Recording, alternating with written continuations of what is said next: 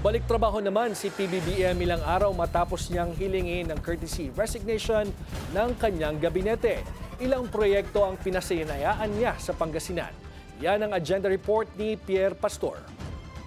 Sa unang out-of-town trip ni Pangulong Bongbong Marcos matapos ng midterm elections, dinalaw niya ang Pangasinan para tignan ang mga proyekto ng gobyerno roon. Una niyang tinungo ang bayan ng Santa Maria para pangunahan ang pagpapasinaya ng Lower Agno River Irrigation System o LARIS. 12,041 na ektaryang agricultural land ang mabibigyan ng irigasyon, makatutulong sa 56 Irrigators Association at sa 11,942 na magsasaka. Di lang sa Pangasinan, kundi pati sa Tarlac at Nueva Ecija. Solar-powered ang irrigation system kaya mas makakamura sa maintenance. Inaasahang matatapos ang Laris Paitan Dam bago mag-2027. Isa si Pasita Aquino, isang agrarian reform beneficiary, ang makikinabang sa proyekto. Kami gagamit ng water pump.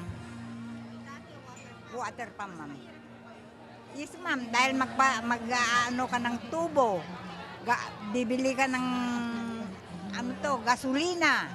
Sabi ng Pangulo, ang dam ay matagal ng pangako na nabigyan na ng katuparan.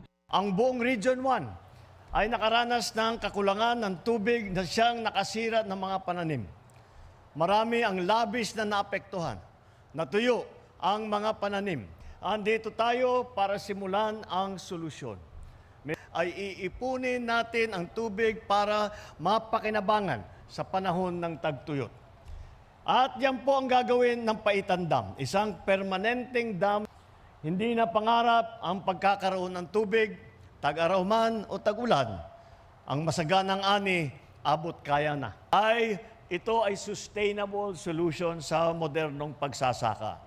Namahagi rin ng Pangulo kasama si DAR Secretary Conrad Estrella ng farm machines at equipment at farm inputs na nagkakahalaga ng 83 million pesos na makatutulong sa mahigit 7,000 agrarian reform beneficiaries at 300 agrarian reform organizations. Ang proyektong ito ay bahagi ng Climate Resilient Farm Productivity Support ng DAR para makatulong sa mga magsasaka na makalaban sa epekto ng climate changes. Sunod na tinungo ng Pangulo ang bayan ng Alaminos para naman sa groundbreaking ceremony ng Sky Garden Project na proyekto ng Tourism Infrastructure Enterprise Zone Authority o TIEZA. Huling pinuntahan ng Pangulo ang bayan ng Dagupan para dumalo sa pagpapasinaya ng Region 1 Medical Center Cancer Institute. Ito'y tugon sa naisin ng Pangulo na isulong ang dekalidad na gamutan ng cancer sa bansa. Ito'y tugon sa naisin ng Pangulo na isulong ang dekalidad na gamutan ng cancer sa bansa. Si Baby Natalie na agapan ng leukemia dahil malapit na sa kanila ang paggamutan ng cancer.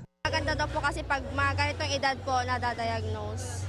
Sinabi rin ni Dr. Mejia, Medical Director ng R1MC, na nakakasabay na ang ospital na ito sa mga pribadong ospital sa Maynila, kaya makatutugon na sa dumaraming may cancer sa kanilang rehiyon. Wala pang isang taon yung soft opening natin, naka 59,000 na tayo. Yeah, and daily we cater 80 to 100 patients. Hindi na kailangan bumiyahe at pumila sa mga ospital sa Maynila dahil itong R1MC may state-of-the-art facilities at kompleto sa oncology services gaya ng radiotherapy, brachytherapy, chemotherapy at palliative care.